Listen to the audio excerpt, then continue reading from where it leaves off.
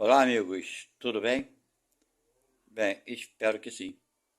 Estamos de volta aqui para darmos, então, continuidade à nossa leitura e estudo do livro dos Espíritos. Bem, amigos, aqueles que estão chegando pela primeira vez por aqui, sejam muito bem-vindos. Obrigado pela presença de vocês. A presença de vocês é muito importante para o nosso canal, ok? Quero informar vocês que a nossa leitura e estudo do livro geralmente levam 30 minutos aproximadamente, um pouco mais ou um pouco menos, ok? E quando o capítulo é muito longo, nós dividimos esses capítulos por partes, ok? Nós nos encontramos agora no livro 4, no capítulo 2, conforme vocês podem ver ali em cima. Capítulo 2, livro 4, ok? Estamos iniciando esse capítulo. Vai ser a primeira parte desse capítulo. Ó, mostrar a vocês ali, ó. Que estamos ali, livro 4, ok? Só que o capítulo 1 foi-se embora e agora nos encontramos aqui. Capítulo 2 do livro 4. Eu quero agradecer a vocês por todo o carinho que eu tenho recebido de vocês e pedir, né, que não se esqueçam de se inscreverem e dar aquele like, porque isso ajuda muito o nosso canal. Cada vez que passa, quanto maior for o número de pessoas dando like, o YouTube fornece esse conteúdo para mais gente. Vamos lá, por que eu falo que é leitura e estudo? Eu não só leio, o livro está aqui à nossa frente, mas eu não faço somente a leitura. Eu dou meus palpites, minhas opiniões. Algumas vezes eu discordo de algumas informações dos espíritos, ok? Então por isso que eu digo que é um estudo, porque eu não somente leio, e a partir das minhas opiniões, vocês podem concordar ou discordar. E acho muito bacana quando vocês fazem o comentário de vocês, concordando, discordando, sugerindo novos temas. E o nosso canal não fala somente sobre esse estudo do livro dos Espíritos. Tem alguns outros títulos que vocês vão encontrar que não se encontram nos livros, mas sim aquilo que eu acredito, aquilo que eu aprendi com a doutrina espírita, tipo o bem, o mal, né? Sobre extraterrestres, o que acontece com as crianças depois que elas desencarnam. Então tem muitos assuntos, né? O que acontece com o espírito, né? Depois que morre. Bem, enfim, tem muitas informações bacanas. Bem, eu já falei muito, vocês me desculpem. Só peço a vocês que não se esqueçam de se inscreverem e dar o like, ok? E acionar o sininho para receber as notificações, né? E logo após que a gente faz qualquer postagem. Vamos lá? Então estamos aqui, conforme eu falei, capítulo 2 do livro 4.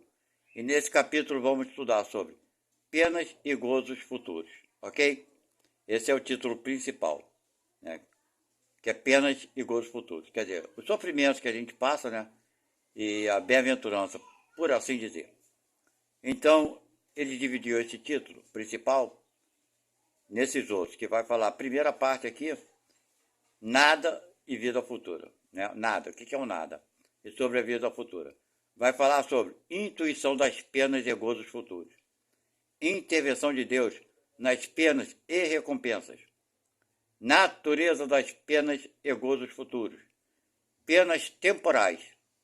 Expiação e arrependimento. Divulgação das penas futuras. Paraíso, inferno e purgatório. Então vamos lá, gente. Na primeira parte, então, vamos falar sobre o nada, né, o que significa o nada, e vida futura. A pergunta de número 958.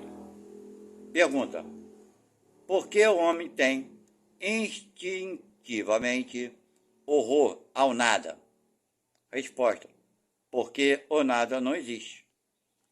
Quer dizer, como ele não existe, o cara tem medo de uma coisa que não existe, claro, né? Pergunta 959. De onde vem ao homem o sentimento instintivo da vida futura? Resposta. Já o dissemos. Antes de sua encarnação, ou seja, antes de nascer, né? O espírito conhece todas essas coisas. E a alma guarda uma vaga lembrança do que sabe e do que viu em seu estado espiritual. Uma vaga lembrança, né? Em todos os tempos, o homem se preocupou com o seu futuro de além-túmulo. E isso é muito natural. Qualquer importância que ele ligue à vida presente não o pode impedir de considerar quando ela é curta e, sobretudo, precária, visto que pode ser cortada a cada instante e ele não está jamais seguro do dia de amanhã, que se torna depois do instante fatal, né? Ele sabe que vai morrer, então fica se perguntando. Tem gente que não gosta de tocar no assunto, mas pensa. Não fala, mas pensa, né? Vamos lá, ele continua. A questão é grave, porque não cogita mais de alguns anos, mas da eternidade. Pois é, a religião fala tanta coisa de eternidade, mas a eternidade, né? Não se trata de alguns anos, quer dizer, o espírito vai para algum lugar que vai ser eterno. Aquele que deve passar longos anos num país estrangeiro se inquieta com a posição que aí terá. Como, pois, não nos preocuparíamos com o que teremos deixando este mundo, visto que é para sempre? Pois é, né? Então, querendo ou não, as pessoas se preocupam. Quando sair daqui, eu vou para onde? Como é que vai ser isso, né? Deve ter alguma coisa. E como será essa alguma coisa? E ele continua falando. A ideia do nada tem alguma coisa que repugna a razão. O homem, mais negligente durante sua vida, chegando ao momento supremo, se pergunta o que vai tornar-se e involuntariamente espera. Quer dizer, não tem jeito, né? O que vai ser? Ele duvida, mas sempre tem a pergunta, o que será? E ele continua, crer em Deus sem admitir a vida futura seria um contrassenso, claro, né? O sentimento de uma existência melhor está no foro íntimo de todos os homens. Deus não colocou aí em vão. Porque todo mundo tem sentimento, né? Uma vida melhor. Não sabe que tipo de vida, não tem a menor ideia, mas tem um sentimento que não consegue nem explicar. Não é verdade? Ele continua. A vida futura implica a conservação da nossa individualidade depois da morte, que nos importaria, com efeito, sobreviver ao nosso corpo se nossa essência moral deveria se perder no oceano do infinito. As consequências para nós seriam as mesmas que o nada. Ele está dizendo aqui, né, que tem gente naquela época, então, que achava que o espírito retornava para o todo. Ele retornando para um todo, ele perde a consciência de si mesmo. Ou seja, a mesma coisa que nada. Não é verdade? Ele não vai ter mais a sua individualidade de pensar. Pergunta 960. Vai falar agora sobre intuição de penas e gozos futuros. A pergunta 960. De onde vem a crença que se encontra entre todos os povos de penas e recompensas futuras? Resposta. É sempre a mesma coisa. Pressentimento da realidade trazida ao homem pelo espírito nele encarnado. Porque sabeio, não é em vão que uma voz interior vos fala. Vosso erro está em não escutá-la bastante. Se nisso pensasseis bem, frequentemente vos tornarias melhores. Quer dizer, vocês vejam bem, mas a educação que nós tivemos tem uma influência muito grande sobre isso, né? Nossos pais, a educação que tivemos e tudo mais. Então, a dificuldade de alguns pais de criar seus filhos faz com que eles não consigam dar educação e tudo mais. Então, tudo uma coisa está sempre interligada à outra, não tem jeito. Nós estamos passando por aquilo que precisamos passar, não por castigo, mas sim pelo amor de Deus, pelo perdão.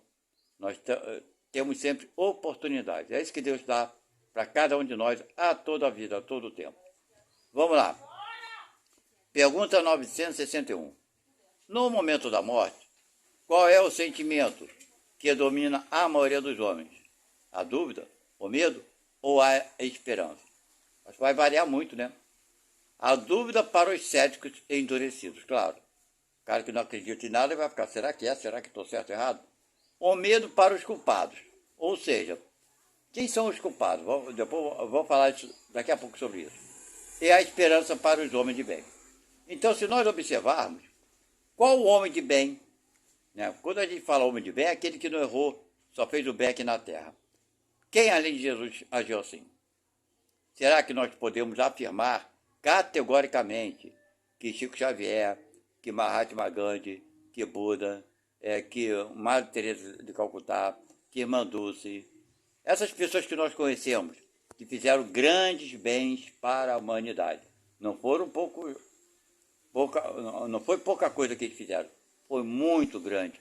Mas será que eles podem ser considerados homem de bem no sentido literal da palavra, de não ter errado nunca? Pois é, né? Não sabemos.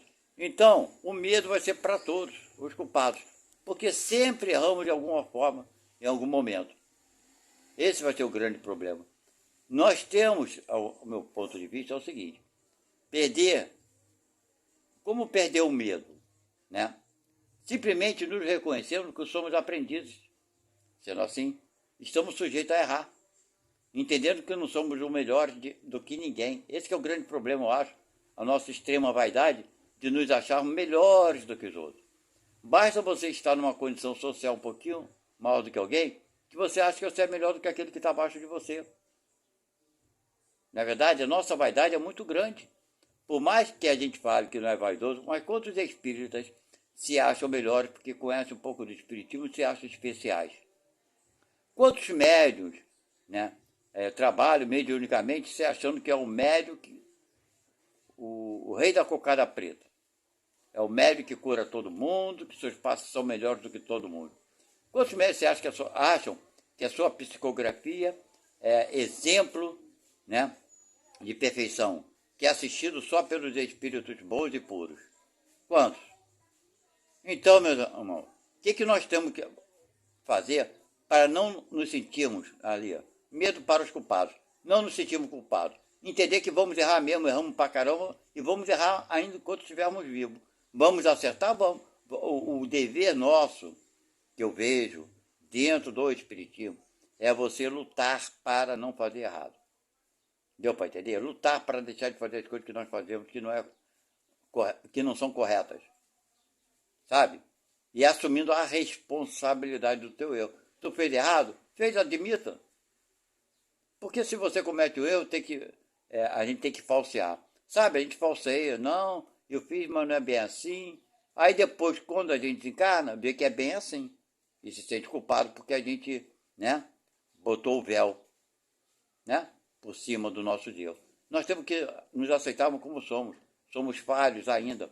Imperfeitos somos. Erramos. Temos que tentar não errar, lutar para isso. E o único jeito da gente sair dessa vida um pouquinho melhor é pedir a Deus força para deixarmos de cometermos os erros que temos cometido até hoje. Sabe? A pessoa que tem uma boa condição social, financeira, ela acha que um carro de 300, 400 mil, 500 mil reais, 1 milhão, é uma necessidade, porque o espiritismo não condena. Não é verdade? Você tem o carro de 1 milhão, 10 milhões, qual o problema? Nenhum. Tem uma mansão enorme com conforto, tem objetos na tua casa que você sequer utiliza para agradar seus olhos, te dá o prazer de posse, mas tu é espírita. Mas o espiritismo não condena? Claro, o espiritismo não quer, nem direito tem de condenar ou descondenar. É você contigo mesmo. Você acha que precisa ter um carro de 1 milhão, de 10 milhões de reais ou mais? O problema é teu, não é meu, não é de Deus, não é de ninguém, é teu, é você contigo mesmo. Você acha que tem direito de ter o conforto, o supérfluo, porque você tem condições, porque você trabalhou para isso? É problema teu, não é meu. Agora, será que você vai sair daqui sem culpa? Pois é, né? Pois é, esse que é o grande problema. Esse que é o grande problema. Aquilo que nós achamos, certo? Enquanto estamos aqui, vivendo, gozando de saúde, é uma coisa, mas quando a morte chega, minha gente, aí o pessoal fica com medo mesmo, porque a culpa vem, não tem jeito. Então, se você comete seus erros, admita primeiro em você que você não é perfeito. E é um ponto. Tá? Assuma a responsabilidade dos seus atos. Assuma sim. Entenda que você não é melhor do que ninguém. Você se acha, mas você não é. Ah, mas eu ainda me acho. Tá, você continua se achando. Mas será que você consegue compreender que você não é? Não é verdade? Quando você começa a compreender que você não é, você começa a mudar esse seu jeito. Eu estou falando para você, mas estou falando de mim também. Não é para vocês não, é para mim também. Ok? Então é o único jeito de nós não sairmos daqui com a culpa é principalmente nos perdoarmos dos nossos erros e entendermos que somos falhos. Ok? Então vamos para a pergunta seguinte. 962. Por que há ascéticos, visto que a alma traz ao homem o sentimento das coisas espirituais? Porque se deixou levar pela matéria, lógico. E ele fala aqui, há menos do que se julga. Muita gente diz que não acredita em Deus, mas quando a coisa aperta, é engraçado, né? As pessoas dizem assim, fala muito no meio espírita, né? As pessoas que se dizem céticas, né? Eu não sei lá o que, graças a Deus, né? Não acredito em Deus, graças a Deus. Pois é engraçado. Mas muitos se dizem por conveniência, por querer se mostrar mais rebelde, achar que ele tem o livre-arbítrio, fala o que quer. Lógico que ele fala o que quer. Tudo tem suas consequências. Certo? Aí quando o negócio aperta, a corda aperta, aí a gente, meu Deus me ajuda, meu Deus me ajuda, me perdoe, me perdoe, me perdoe. Certo? E sofre, passa por situações que não tinha necessidade. Mas ele assim escolhe, não é verdade? Assim nós escolhemos. Então ele fala aqui, que há menos do que se julga. Muitos se fazem espíritos fortes, acho que isso é ser forte, durante sua vida por orgulho, tá vendo?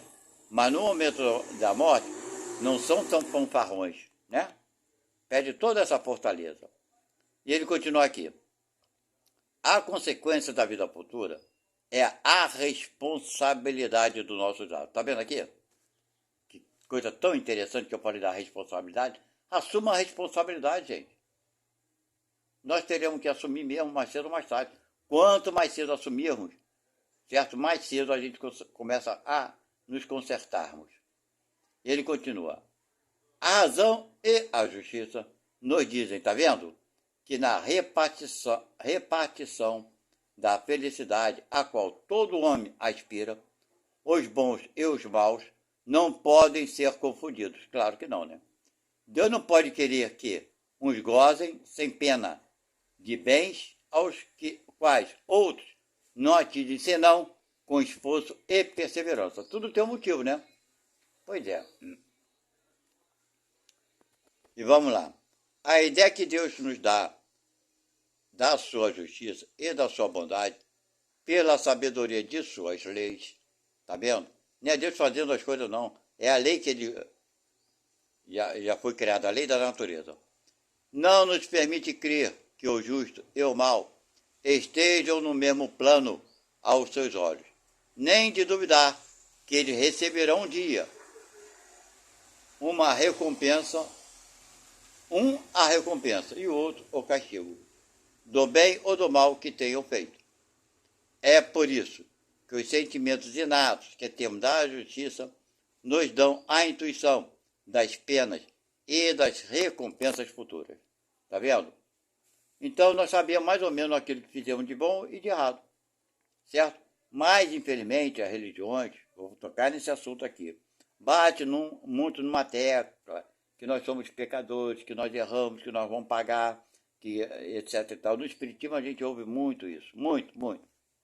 Né? Olha, se não fez nessa vida, vai fazer na vida futura. O que se fez aqui vai se pagar depois. Então, não faça erro, não cometa erro, etc. E tal.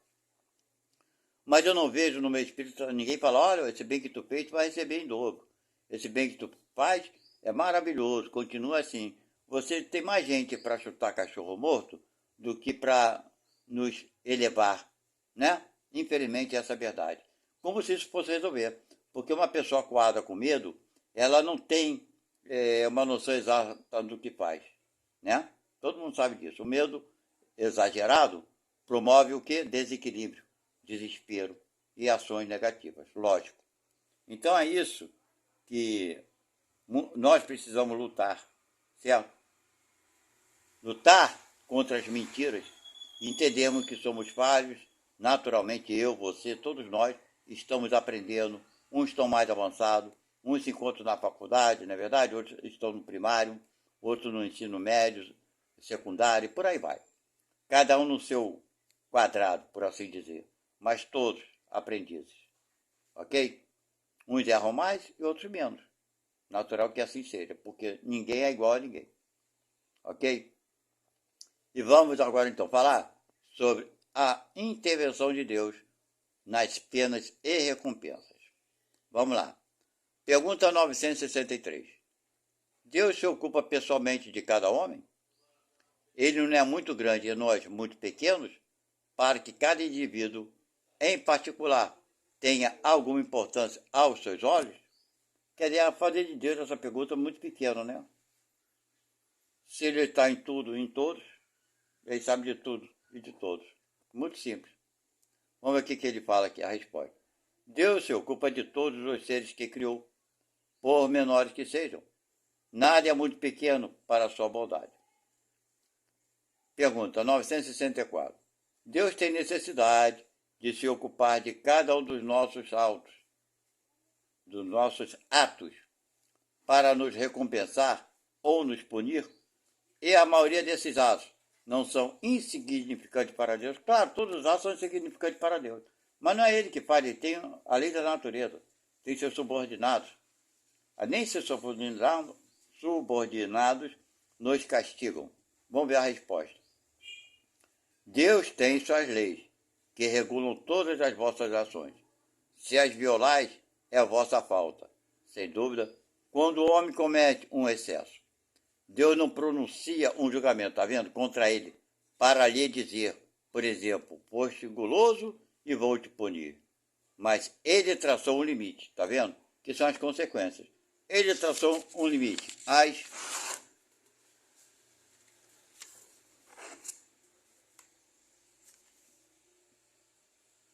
As doenças e, frequentemente, a morte são a consequência dos excessos.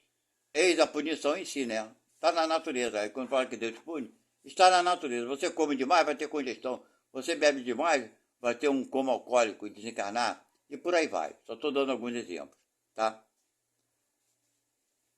E ele continua respondendo. Ela é o resultado da infração da lei. Assim tudo. Tá vendo? Então está na lei da natureza. Deus já criou sua lei, né?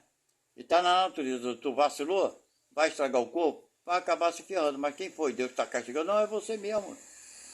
Se eu pegar um martelo e dar uma martelada da minha mão, vou falar, Deus deixou me martelar. Pô, é brincadeira, né?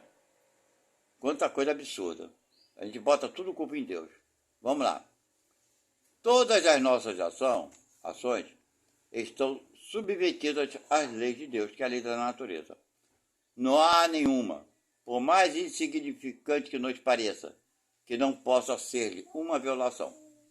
Se suportamos as consequências dessa violação, não devemos imputá-la senão a nós mesmos que nos fazemos.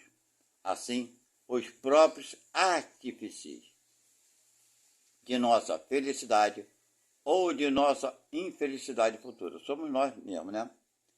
Essa verdade se torna sensível pelo apólogo seguinte, né? Vamos ver o que se fala esse apólogo. Um pai deu ao seu filho a educação e a instrução, quer dizer, os meios de saber se conduzir.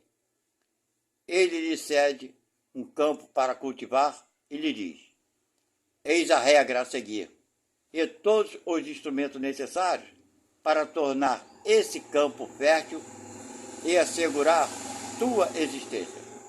Dê-te instruções para compreender essa regra. Se a seguires, teu campo produzirá muito e te proporcionará o repouso na tua velhice.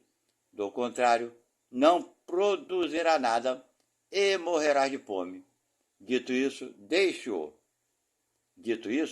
deixou-o agir à sua vontade. Deu toda a instrução para o filho, né? E foi-se embora. Não é verdade que esse campo produzirá em razão dos cuidados dados à cultura e que toda negligência será em detrimento da colheita? O filho será, pois, na velhice, feliz ou infeliz, segundo tenha seguido ou negligenciado a regra traçada por seu pai. Deus é ainda mais previdente, porque nos adverte a cada instante se fazemos bem ou mal. Ele nos envia os espíritos para nos inspirar, como eu falei antes, né? Deus não faz, tem os espíritos para nos inspirar, mas não os escutamos. Geralmente, né? Não escutamos os bons espíritos. Há ainda a diferença de que Deus dá sempre ao homem um recurso nas suas novas existências para reparar seus erros passados, está vendo? Sempre perdão. Enquanto que o filho de quem falamos não o tem mais, se empregou mal o seu tempo. Quer dizer, o filho daquele homem se empregou mal o seu tempo, se ferrou. Não tem outra alternativa a não ser morrer de fome, né? Se empregou mal o tempo. Mas Deus não, sempre nos dando recursos, nos dando possibilidade de reparação e de crescimento, ok? Bem, meus amigos, eu vou parar por aqui, porque esse novo tema, ele é um tanto longo e não vai para a gente desenvolver ele todo em tempo hábil de 30 minutos. Nós estamos até agora com 27 minutos, provavelmente 24 minutos de estudo e conversação. Então vamos deixar essa parte aqui, será a segunda parte do capítulo 2º, está vendo lá em cima? Livro 4, capítulo 2º. Será a segunda parte, ok? Bem, não esqueçam, meus amigos, conforme eu sempre relembro, porque as pessoas às vezes esquecem de se inscrever e dar um like, ok? Conforme falei lá no início, tudo isso ajuda a divulgação, ajuda a espalhar, né, esse estudo para o maior número de pessoas. E assim, claro, a nossa proposta aqui é essa, né, de ajudar as pessoas. Não existe outro. Por isso eu agradeço a cada um de vocês, de coração. Vocês são muito importantes. Cada um de vocês é muito importante, né, para esse nosso trabalho. Porque quando vocês compartilham, quando vocês divulgam com os parentes e amigos, vocês estão ajudando mais gente. Isso aqui é o bacana da coisa, né? Até agora eu tenho alguns compartilhamentos que eu tenho visto, eu acompanho aqui no meu canal sempre. Não fica, nenhum de vocês ficam sem resposta, qualquer que seja, quando vocês fazem um comentário de vocês, ou sobre o Livro dos Espíritos, ou sobre outros temas que eu tenho aqui no canal também, certo? Essa interação é que é legal, que é bacana, que o propósito nosso aqui é de espalhar, né, o conhecimento, tanto da doutrina quanto das outras coisas que são colocadas aqui nesse canal. E quando vocês compartilham, vocês estão ajudando outras pessoas. Essa é a nossa proposta, ok? É diminuir um pouquinho essa nossa carga, que é um tanto pesada, né? Que muitos acham muito pesada, claro, isso vai de cada um. Mas não deixa de ser, né, necessária. Agora, quando a gente sabe viver a vida, né, nós vivemos a vida bem melhor do que aqueles que lamentam a vida, lamentam as dificuldades, vivem se lamentando, ok? Esse não é o caminho, tá? Porque aquilo que você vive, que eu vivo, que nós vivemos, por escolha que fizemos antes de reencarnarmos, não existe castigo de Deus. Até aquele pobre, miserável, aleijado, que passa por deficiências físicas, financeiras, de todas as espécies, até esse, meus amigos, pediram para passar por esse tipo de vida e de prova. Só que todos nós, esses e nós mesmos, nos esquecemos disso. E quando chegamos aqui, lamentamos o tipo de vida que temos. Lamentar, gente, é besteira, é perca de tempo. Quer se lamentar? Se lamente, reclame, tereré, parará, está perdendo um grande tempo da vida que não vai resolver nada. Sabe que um amigo que ele falava muito, uma coisa muito certa, e eu de vez em quando comento isso aqui no canal. O espiritismo, né, ele funciona como uma grande anestesia. Vou dar um exemplo para você. O espiritismo não veio para tirar os teus problemas, mas veio para te ensinar a lidar melhor com eles. Então ele comparava, tipo, né, esse exemplo, ele comparava com uma pessoa que está com um dente ruim. O dente está ruim, tem que ser arrancado, retirado, né?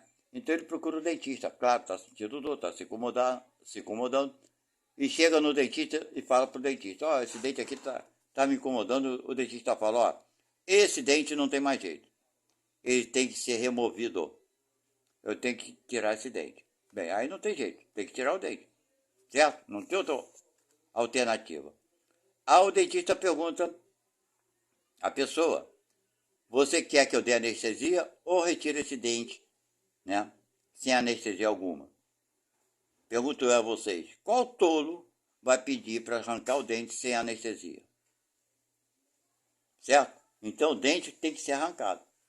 Todo mundo vai pedir, não, eu quero anestesia, não quero sentir dor, né? Então, minha gente, assim é o espiritismo. Ele não veio para eliminar seus problemas. Vão acontecer, mas veio para te ensinar a lidar com ele e compreendê-lo. Não tem como você, o espiritismo, te ensinar algo se você não compreender esse algo. Você tem que compreender e entender. Aí sim o espiritismo estará te ensinando. Ok? Mas depende de cada um de nós. Bem, até a próxima, um grande abraço.